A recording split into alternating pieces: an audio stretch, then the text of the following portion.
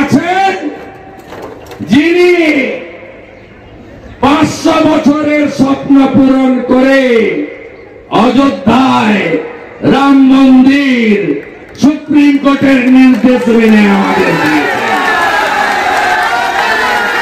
আমাদের দেশে এমন একজন প্রধানমন্ত্রী আছেন যিনি G20-র সভাপতিত্ব করেছেন।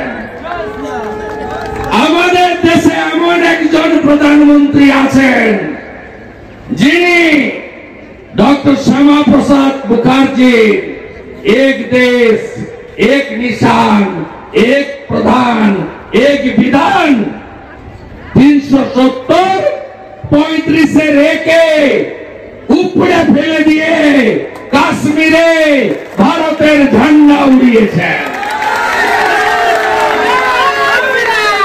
আমাদের দেশে এমন একজন প্রধানমন্ত্রী আছেন যিনি কোভিডে 10 মাসের মধ্যে আমাদের চিকিৎসা বিজ্ঞানীদের দিয়ে 3টে দেশীয় ভ্যাকসিন বের করে ভারতবর্ষের 250 ডোজ দিয়ে ওই মোল্লা ইউনূসের বাংলাদেশকে হাসিনা ম্যাডামের অনুরোধে বিনা পয়সায় কোভ্যাক্সিন দিয়েছেন। তার নাম নরেন্দ্র দামোদর দাস মোদী। 12তম অর্থনৈতিক দেশ ছিলাম 14-র আগে, আজকে 4র্থ। শুভেন্দু অধিকারী বোধহয় মনে করিয়ে দিয়েছেন যে ভারতবর্ষে নাকি এমন একজন প্রধানমন্ত্রী আছেন যিনি 500 বছর কেন 5000 বছরের মধ্যে নাকি নতুন নতুন সমস্ত ইতিহাস তৈরি করছেন, ধ্বংসের ইতিহাস, ভারতবর্ষের ইতিহাস ঐতিহ্যকে ভেঙে দেবার মনোভাব, আর একটা দেশকে স্বাধীন করার মনোভাব অথবা তার মতো কার্যক্রম নিতে পেরেছিল। তখন দেশের প্রধানমন্ত্রীর নাম ইন্দিরা গান্ধী।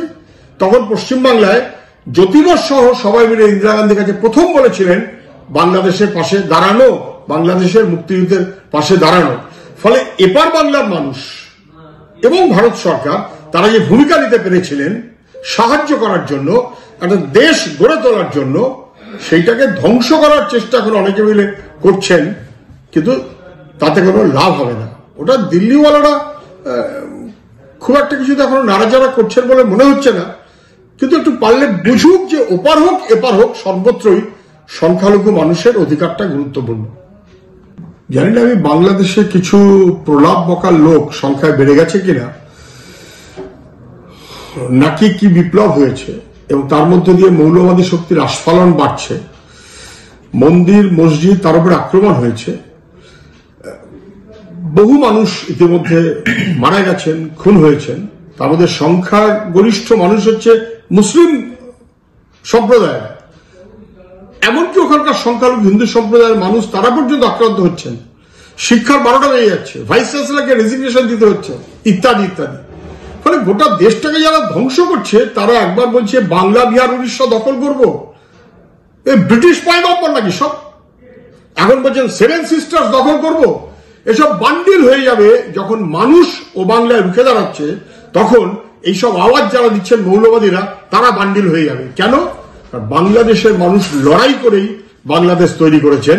মুক্তিযুদ্ধের চেতনাকে ধ্বংস যারা করতে চায় তারাই এই সমস্ত প্রলাপের মতন আজে বাজে কথা বলছে।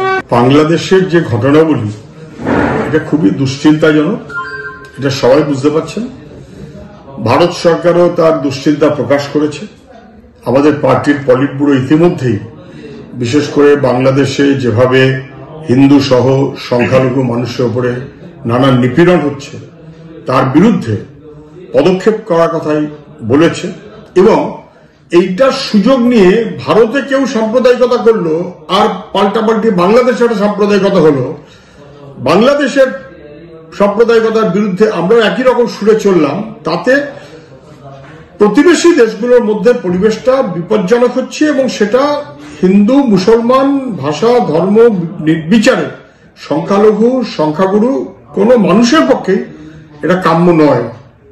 বাংলাদেশেরই হোক আর এখানকারই হোক, হিন্দু মুসলমান নির্বিশেষে মানুষ তারা এসব জিনিস চায় না, বরং যেভাবে ভারত সরকার বলেছে সেটা বোঝার চেষ্টা করুক বাংলাদেশ, যেভাবে আমরা বলছি, এমনকি যেভাবে বাংলাদেশের মধ্যে গণতান্ত্রিক শক্তি বলছে সেটা বোঝার চেষ্টা করুক বাংলাদেশের যারা মৌলবাদী শক্তি তারা। নচেত ক্রমশ পরিবেশটা খারাপ হবে, সেটা মানুষের জন্য সুখকর নয়, মানুষ তা পছন্দ করেন না।